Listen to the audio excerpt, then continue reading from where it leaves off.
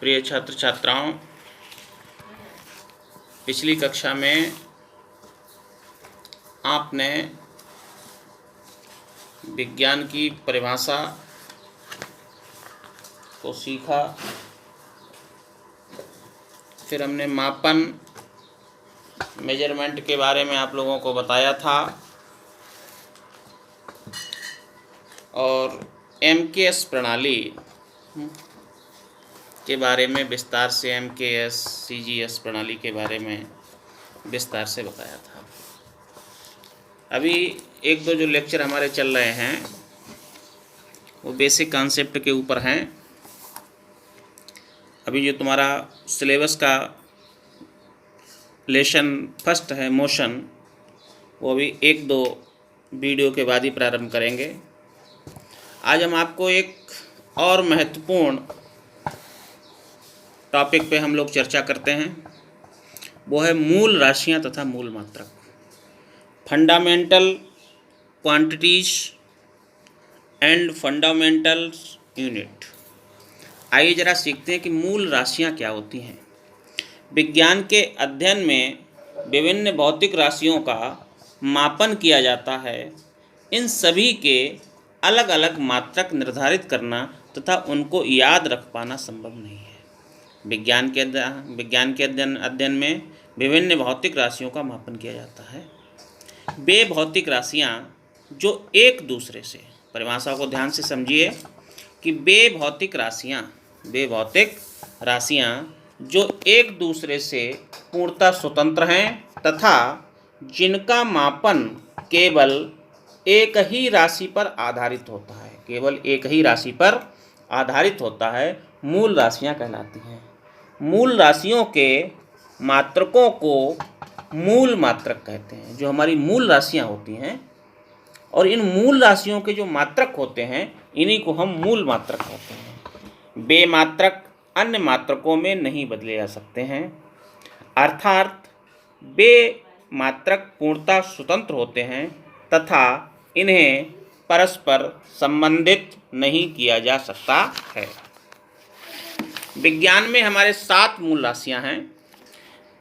Number 1 द्रव्यमान, number 2 लंबाई, number 3 समय, नंबर 4 ताप, नंबर 5 विद्युत धारा, नंबर 6 ज्योति तीव्रता तथा पदार्थ की मात्रा होती है।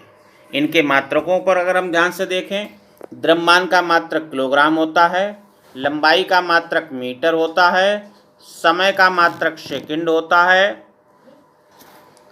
होता है, ताप का मात्रक केल्विन होता है, विद्युत धारा का मात्रक एम्पियर होता है, ज्योति तीव्रता का मात्रक कैंडेला होता है तथा पदार्थ की मात्रा का मात्रक मोल होता है। इन्हें मूल मात्रक कहते हैं।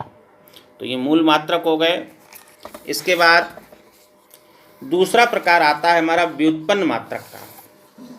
व्युत्पन्न मात्रक क्या होते हैं, जरा इसको समझ लीजिएगा।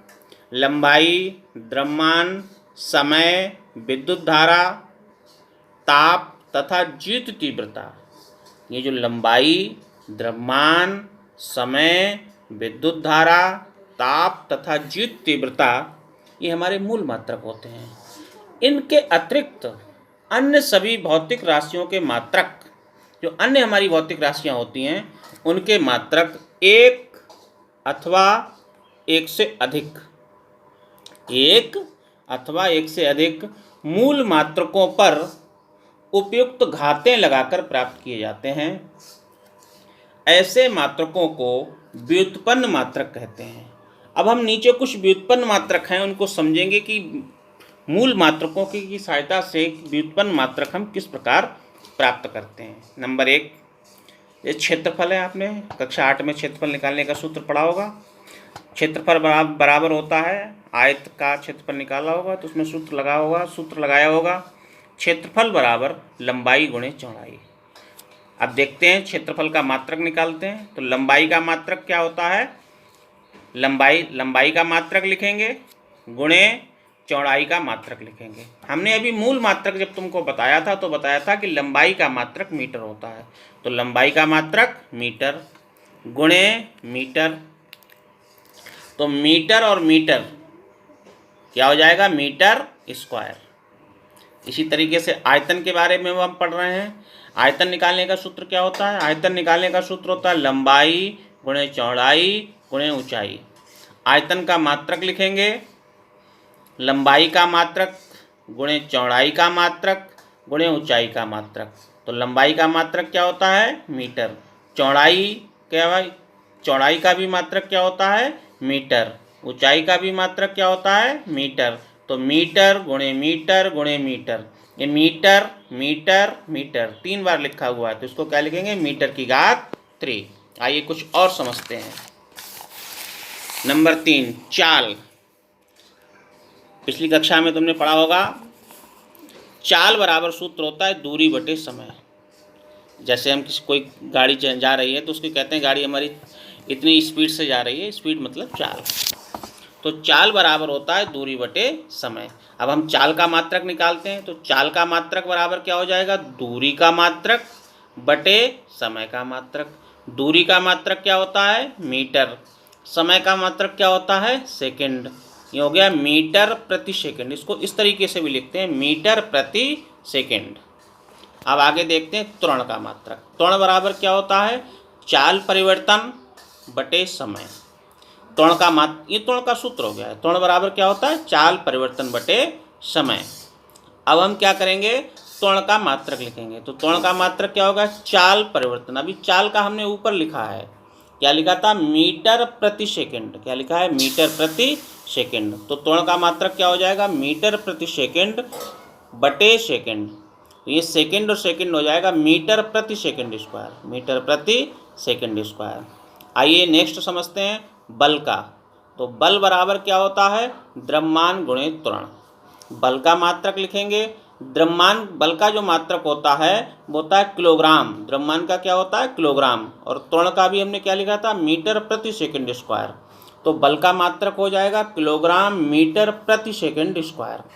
बल के मात्रक को न्यूटन कहते हैं, बल के इस मात्रक को हम न्यूटन भी कहते हैं। या फिर इस तरीके से समझ लीजिए कि 1 न्यूटन बराबर होता है 1 किलोग्राम मीटर पर सेकंड स्क्वायर। 1 न्यूटन बराबर होता है 1 किलोग्राम मीटर पर सेकंड स्क्वायर। इसके बाद होता है कार्य बराबर बल गुणे दूरी। कार्य बराबर होता है बल गुणे दूरी। कार्य का मात्रक, बल का मात्रक क्या होता है, न्यूटन। दूरी का मात्रक क्या होता है, मीटर। तो इसमें जो कार्य का मात्रक हो जाएगा वो न्यूटन मीटर, या फिर इसको हम किलोग्राम मीटर स्क्वायर पर सेकंड स्क्वायर भी कहते हैं। कार्य के मात्रक को जूल भी कहते हैं। कार्य के मात्रक क्या होता है, जूल भी कहते हैं। आइए अगला हम चीज़ समझते हैं कि मूल मात्रकों तथा व्युत्पन्न मात्रकों में अंतर। इनमें अंतर क्या होता है। अभी पीछे हमने परिभाषा को बहुत ध्यान से पढ़ा था, उन्हीं के आधार पर हम इनमें अंतर विकसित करेंगे, मूल मात्रक और व्युत्पन्न मात्रक। तो मूल मात्रक क्या होते हैं, मूल मात्रक एक दूसरे से पूर्णतः स्वतंत्र होते हैं। मूल मात्रक एक दूसरे से पूर्णतः स्वतंत्र होते हैं। जैसे द्रव्यमान का मात्रक किलोग्राम और मीटर, और लंबाई का मात्रक मीटर होता है। व्युत्पन्न मात्रक मूल मात्रकों से प्राप्त किए जा सकते हैं। व्युत्पन्न मात्रक जो होते हैं वो मूल मात्रकों से प्राप्त किए जा सकते हैं। ये परस्पर स्वतंत्र नहीं होते हैं, ये मूल मात्रकों पर निर्भर करते हैं। नंबर 2, मूल मात्रकों को अन्य मात्रकों से व्युत्पन्न नहीं किया जा सकता है। मूल मात्रक को अन्य मात्रकों से व्युत्पन्न यानी बनाया नहीं जा सकता है। जैसे द्रव्यमान का मात्रक किलोग्राम रहेगा, लंबाई का मात्रक मीटर रहेगा, लेकिन व्युत्पन्न मात्रकों को मूल मात्रकों से व्युत्पन्न किया जा सकता है। नंबर 3, मूल मात्रकों के मानक परिभाषित होते हैं। मूल मात्रकों के मानक परिभाषित होते हैं, इनकी एक स्टैंडर्ड परिभाषा होती है। इस पर हम कभी फिर विस्तार से बताएंगे कि लंबाई की मानक परिभाषा क्या है, द्रव्यमान की मानक परिभाषा क्या है। व्युत्पन्न मात्रकों के मानक परिभाषित नहीं होते हैं। तो आज की क्लास में हमने आपको 2 चीज़ें सिखाई हैं, एक मूल मात्रक और दूसरा व्युत्पन्न मात्रक। इस पर कुछ छोटे छोटे सवाल हैं जिनको हम कल के वीडियो में देंगे, और फिर हम आप लोगों का जो सिलेबस है गति, उसको मोशन को प्रारंभ करेंगे।